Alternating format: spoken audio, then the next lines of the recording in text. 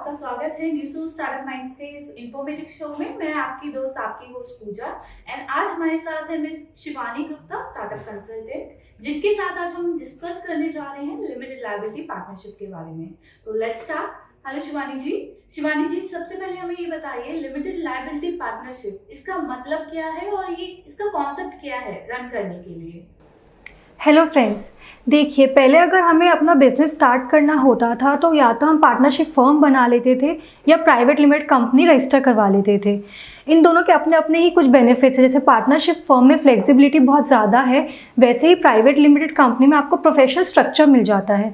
तो इन दोनों के एडवांटेजेस अगर किसी इंडिविजुअल को चाहिए थे तो सरकार ने क्या किया, इस एलएलपी को कंसेप्ट को लाकर रख दिया, जिसमें पार्टनरशिप फर्म के भी एडवांटेज उठा लिए गए और आपके प्राइवेट लिमिटेड कंपनी के भी एडवांटेजेस उठा लिए गए। जैसे कि अभी आपने टर्म यूज की शिवानी जी, बेनिफिट्स। अब लिमिटेड लायबिलिटी पार्टनरशिप, अगर कोई पर्सन एलएलपी रजिस्ट्रेशन कराना चाहता है, कोई पार्टनर, तो इसकी और क्या बेनिफिट है, वो क्यों जाना चाहिए इसके साथ? आपके एलएलपी में बेनिफिट्स कुछ इस तरह से हैं कि इसमें जो मिनिमम नंबर ऑफ पार्टनर्स है वो तो 2 ही हैं मिनिमम, लेकिन मैक्सिमम कितने भी हो सकते हैं। फिर कॉस्ट ऑफ इनकॉर्पोरेशन एलएलपी में बहुत कम होता है। ओनरशिप एंड मैनेजमेंट भी एक ही के हाथ में रहती है। परपेचुअल सक्सेशन और सेपरेट लीगल एंटिटी मिल जाती है, जैसे कि एक प्राइवेट लिमिटेड कंपनी को मिलती है। और सबसे बड़ा बेनिफिट ये है कि आपको ऑडिट मैंडेटरी नहीं होता अगर आपकी एक प्रीसीडिंग एक लिमिट जो प्रिस्क्राइब्ड है वो एक्सीड नहीं करती है तो अब ये एलएलपी, जैसे मैंने नॉर्मल पार्टनरशिप भी सुना है, स्टेट लेवल पार्टनरशिप समथिंग, सो ये स्टेट से एलएलपी कैसे डिफरेंट है? अगर मैं नॉर्मल स्टेट लेवल पार्टनरशिप कर रहा हूँ और एक जगह एलएलपी कर रहा हूँ, तो मेजर डिफरेंस क्या है दोनों में? आपका जो एलएलपी है वो कंपनी और ट्रेडिशनल पार्टनरशिप फर्म का मिक्सचर है, उन दोनों के एडवांटेजेस इसमें डाले गए हैं।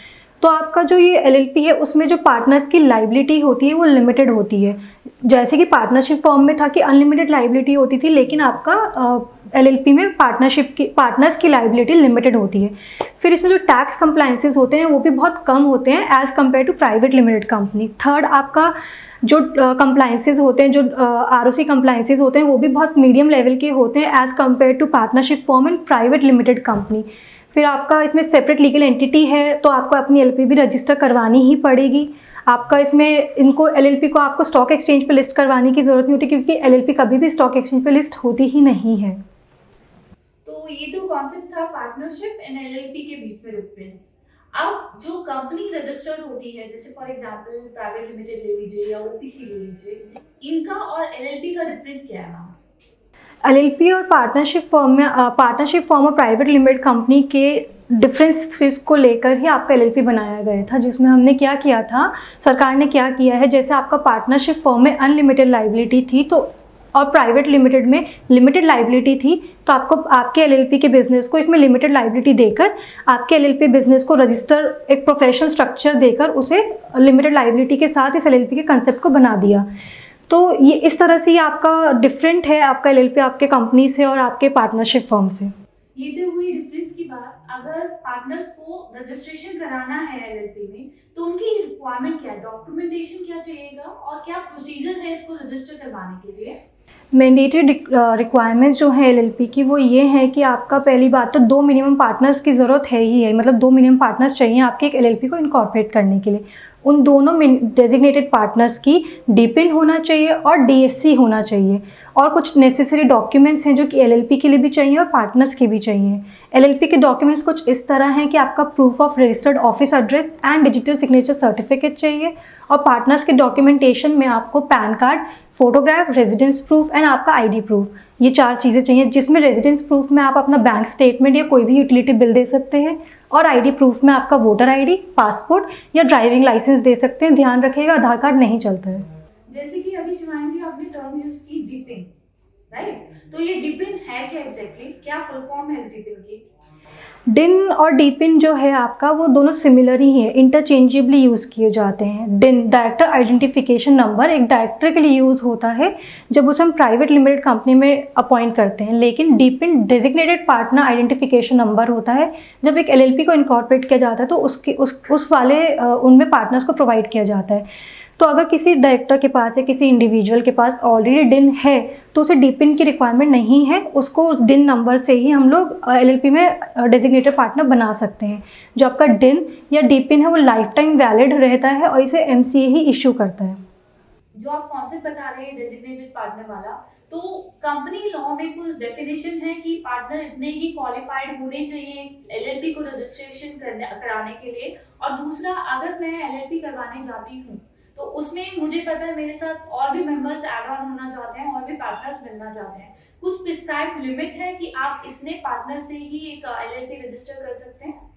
देखिए, जैसे मैंने पहले बताया है कि आपके एलएलपी में मैक्सिमम नंबर ऑफ पार्टनर्स कितने भी हो सकते हैं as compare to private limited company. Private limited company में क्या है कि आपके 200 मेंबर्स ही हो सकते हैं, लेकिन एलएलपी में आपके मैक्सिमम नंबर ऑफ पार्टनर्स आप कितने भी रख सकते हैं।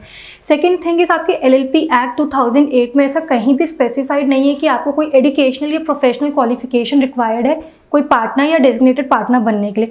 कोई भी इंडिविजुअल जिसके पास वो डेजिग्नेटेड आइडेंटिफिकेशन नंबर है वो आपका एलएलपी में पार्टनर या डेजिग्नेटेड पार्टनर बन सकता है। शिवानी जी, ये पार्टनर्स की बात हुई, उनकी क्वालिफिकेशन की, उनके डॉक्यूमेंटेशन की। अभी मैं पार्टनर बनना चाहती हूँ एलएलपी में, एलएलपी रजिस्टर कराना चाहती हूँ, राइट? तो मेरी क्या रिस्पॉन्सिबिलिटी है, मेरी क्या ड्यूटीज है एलएलपी को लेकर? जो रोल है डेजिग्नेटेड पार्टनर के एलएलपी में वो सेम फुटेज पे रखा गया है एज डायरेक्टर्स होता है आपकी प्राइवेट लिमिटेड कंपनी में। उनकी सेम रिस्पॉन्सिबिलिटीज़ होती हैं, सेम मैनेज करना होता है एलएलपी को, वही आपके एलएलपी के प्रोविजंस को कंप्लाई करना, सारे कंप्लाइंसेस को फुलफिल करना। द थिंग इज़, जो म्यूचुअल राइट्स एंड ड्यूटीज़ हैं आपके डेजिग्नेटेड पार्टनर्स की, वो एक अग्रीमेंट से गवर्नड होती हैं जो पार्टनर्स और एलएलपी के बीच में बनता है, या आपके अमंग दी पार्टनर्स वो अग्रीमेंट डिवाइस किया जाता है। लेकिन अगर वो अग्रीमेंट नहीं आप लोगों ने बनाया है तो फिर आपके ऊपर एलएलपी एक्ट 2008 के प्रोविजंस ही अप्लाई हो जाएंगे। ये रही आपकी एलएलपी की बात। मुझे एक और चीज़ बताइए, लाइक अभी मैं 2 पार्टनर्स के साथ कंपनी रजिस्टर कराने जा रही हूँ, पार्टनरशिप फॉर्म मैंने करवा ली है। अब मुझे कंपनी का एड्रेस चेंज करना है या मुझे पार्टनर चेंज करना है अपना, तो एलएलपी के अंदर मैं अगर कोई भी चेंजेस चाहती हूँ तो लॉ के अंदर ऐसी डेफिनेशन है कि मैं चेंजेस करवा सकती हूँ एलएलपी के अंदर? हाँ जी, बिल्कुल। आप अपने एलएलपी में आफ्टर द इनकॉर्पोरेशन कभी भी आप अपना कोई भी डिटेल, चाहे वो पार्टनर से रिगार्डिंग हो, चाहे वो अग्रीमेंट को लेकर हो, या वो आपका रजिस्टर्ड एड्रेस हो, आप कभी भी चेंज करवा सकते हैं। स्पेसिफाइड प्रोसीजर्स हैं, फॉर्म फाइलिंग्स होती हैं, रिक्वायर्ड डॉक्यूमेंटेशंस होते हैं और अकॉर्डिंगली आपकी डिटेल्स इनकॉर्पोरेशन के बाद कभी भी चेंज हो सकती हैं। शिवानी जी, मैंने एक क्वेश्चन में आपसे पूछा था पार्टनरशिप स्टेट लेवल। अब मान लीजिए मेरी स्टेट लेवल पार्टनरशिप चल रही है, ऑलरेडी मुझे 3 इयर्स हो चुके हैं रन करते हुए। अब मैं एलएलपी रजिस्ट्रेशन कराना चाहती हूँ, तो उस एलएलपी जो स्टेट लेवल रजिस्ट्रेशन है उसको मैं लिमिटेड लायबिलिटी में चेंज करा सकती हूँ? पहली बात तो ये है कि अगर आप अपने एलएलपी को अपनी जो स्टेट लेवल पार्टनरशिप है, डैट इज़ आपकी पार्टनरशिप रजिस्टर्ड होनी चाहिए अगर आपको उसको एलएलपी में कन्वर्ट करवाना है। या कोई भी प्राइवेट लिमिटेड कंपनी भी अपने आप को एक एलएलपी में कन्वर्ट करवा सकती है। लेकिन जैसे क्या होता है कि जब हम एलएलपी के इनकॉर्पोरेशन के टाइम पे डॉक्यूमेंटेशंस वगैरह करते हैं, वही डॉक्यूमेंटेशन हमें कन्वर्जन के टाइम पे चाहिए होंगे। फॉर्म फाइलिंग्स होती हैं, तो ईजिली बहुत आपका ये रजिस्टर्ड पार्टनरशिप हो चाहे प्राइवेट लिमिटेड कंपनी हो, वो एलएलपी में कन्वर्ट हो सकता है। मैम, हर पार्टनर के अलग अलग नेचर ऑफ बिजनेस होता है, अलग अलग वे होता है वर्किंग का। अब हर पार्टनर मतलब सबका कॉन्सेप्ट डिफरेंट है, तो हर कोई लिमिटेड लायबिलिटी पार्टनरशिप रजिस्टर कर सकता है या कुछ स्पेसिफिक उसमें बाउंडेशन है कि ये नेचर ऑफ बिजनेस से आप एलएलपी रजिस्टर करा सकते हैं? देखिए, एलएलपी फॉर्म ऑफ बिजनेस जो है आपका कॉम्बिनेशन है पार्टनरशिप फॉर्म का और प्राइवेट लिमिटेड कंपनी का। तो एक इंडिविजुअल को उसकी रिक्वायरमेंट क्या है कि मुझे इस फॉर्म ऑफ बिजनेस में जाना है या इस फॉर्म ऑफ बिजनेस में जाना है, ऐसा कोई स्पेसिफाइड नहीं है एलएलपी में। एलएलपी को ये जो पार्टनरशिप फर्म और प्राइवेट लिमिटेड का कॉम्बिनेशन है, ये इसको एक यूनिक स्ट्रक्चर देता है क्योंकि आपकी फ्लेक्सिबिलिटी भी होती है और आपका प्रोफेशनल स्ट्रक्चर भी आ जाता है। तो अगर आपको एलएलपी फॉर्म ऑफ बिजनेस में जाना है, वो आप पे डिपेंड करता है कि आपकी रिक्वायरमेंट्स क्या हैं, आप उसके मेरिट्स डीमेरिट्स को ढंग से इवेल्युएट करें उस फॉर्म ऑफ बिजनेस को अडॉप्ट करने से पहले। और ऐसा कोई कहीं पर लिखा नहीं है कि हाँ ये फॉर्म ऑफ बिजनेस की प्रोफेशनल्स ही या एचयूएफ ही या कोई 2 इंडिविजुअल्स ही आपके एलएलपी को रन कर सकते हैं, ऐसा कहीं लिखा हुआ नहीं है। ये रहा एलएलपी रजिस्ट्रेशन का प्रोसीजर, आपने बता दिया है। अब मैं कंपनी रन कर रही हूँ, तो टैक्स पॉलिसी क्या है एलएलपी के अंदर, अगर मैं टैक्स पॉलिसी की बात करूँ तो? For the purpose of taxation LLP का जो टैक्स पॉलिसीज़ हैं वो सेम पार्टनरशिप फर्म जैसा है। मतलब आपकी प्राइवेट लिमिटेड कंपनी में आपको डीडीटी और आपका एमएटी लगता है, वो इन सब चीज़ों पे एलएलपी पे नहीं लगता। आपके पास बस इनकम टैक्स लगेगा 30%, और आपका अगर इनकम 1 करोड़ से ऊपर है तो सरचार्ज और एजुकेशन सेस भी लग जाएगा 10% और 3% के हिसाब से। मैम अभी आपने बात की इनकम टैक्स, तो एलएलपी में कुछ डेट डिफाइन है कि आप इस डेट पर ही आपको फाइलिंग करनी है, या जब जब बिजनेस होता रहे तभी फाइलिंग नीडेड है? इनकम टैक्स की फाइलिंग आपकी स्पेसिफाइड डेट्स के अकॉर्डिंग ही होती है, जो कि प्रिस्क्राइब्ड है। और कंपनी में कुछ एक्स्ट्रा फॉर्म्स भी जाते हैं इनकम टैक्स के अलावा, अगर कंपनी की डिटेल्स हमें आरओसी में सबमिट करानी हो? इंडियन एलएलपी के मैंडेटरी 2 रेगुलेटरी कंप्लायंसेस होते हैं every year, that is statement of accounts in solvency and annual return. एक फाइलिंग होती है आपकी मई में और एक होता है अक्टूबर में। Statement of accounts in solvency में आपकी डिक्लेरेशन जाती है जो एक डेजिग्नेटेड पार्टनर दे रहा है कि हाँ मेरी एलएलपी सॉल्वेंट है, मेरे ये असेट्स एंड लाइबिलिटीज़ रहे हैं और ये इनकम एंड एक्सपेंडिचर रहा है थ्रू आउट द ईयर। तो मैम जैसे आपने एलएलपी डिफाइन किया, पार्टनरशिप एक फर्म है, तो पार्टनरशिप फर्म में हमेशा स्टैम्प पेपर हमें परचेज करना पड़ता है, या कंपनी रजिस्ट्रेशन में एक स्टैम्प ड्यूटी भी पे करते हैं। तो एलएलपी में कुछ ऐसा कॉन्सेप्ट है कि हमें स्टैम्प ड्यूटी लगेगी अगर हम एलएलपी रजिस्टर कराते हैं मैम? जैसे पार्टनरशिप फर्म में आपकी पार्टनरशिप डीड पे स्टैम्प पेपर लगता है, वैसे ही एलएलपी के उसमें आपका लिमिटेड लाइबिलिटी पार्टनरशिप में आपके एलएलपी एग्रीमेंट पे स्टैम्प पेपर लगता है। प्रॉपर स्टैम्प ड्यूटी लगती है, लेकिन वो डिपेंड करता है कि आपकी एलएलपी किस स्टेट में रजिस्टर्ड है, उसके स्टैम्प एक्ट के अकॉर्डिंग आपके ऊपर स्टैम्प ड्यूटी एप्लीकेबल होगी। मैम एक और सबसे इम्पोर्टेंट बात, कंपनी का कोई भी हम नेम चाहते हैं, जैसे फॉर एग्जांपल मैं एबीसी एलएलपी फर्म रजिस्टर कराना चाहती हूँ, तो उस केस में आप मुझे ये बताइए, अगर कंपनी का नेम रजिस्टर्ड होता है तो वो एंड में क्या लिखते हैं? जैसे ओपीसी में हम ये लिखते हैं एबीसी ओपीसी प्राइवेट लिमिटेड, या हम प्राइवेट लिमिटेड में लिखते हैं ABC private limited. So LLP के केस में क्या होता है? As per the naming guidelines of LLP, आपके एलएलपी एक्ट में लिखा है कि आपका एलएलपी का जो नाम है या तो लिमिटेड लाइबिलिटी पार्टनरशिप से एंड करेगा या एलएलपी से एंड करेगा।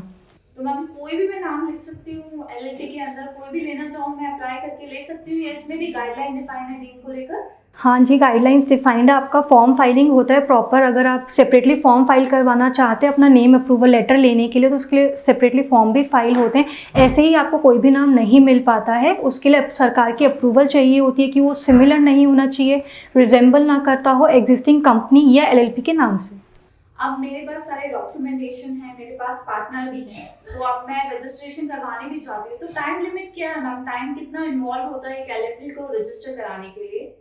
एलएलपी का फॉर्मेशन स्टार्ट होता है from the obtaining of digital signature certificate and till the finalisation of form 3 with the department. Form 3 में आपका एलएलपी एग्रीमेंट जाता है, जो सबसे लास्ट प्रोसीजर होता है। वो सबसे मैंडेटरी होता है क्योंकि आपके बीच में टर्म्स एंड कंडीशंस क्या हैं वो हम सरकार को बताएंगे ऑब्वियसली।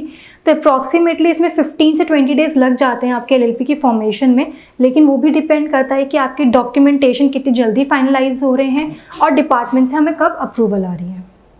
तो गाइस ये थी शिवानी जी हमारे साथ, जिनके साथ आज हमने डिस्कस किया लिमिटेड लायबिलिटी पार्टनरशिप के लिए। और अगर व्यूअर्स आपके कुछ भी डाउट्स, कोई भी क्वेरी हो, तो नीचे दिए बिलो एड्रेस और बिलो कॉन्टेक्ट नंबर पर आप कॉन्टेक्ट कर सकते हैं। कोई भी बिजनेस की शुरुआत सिर्फ न्यू सोर्स के साथ। धन्यवाद।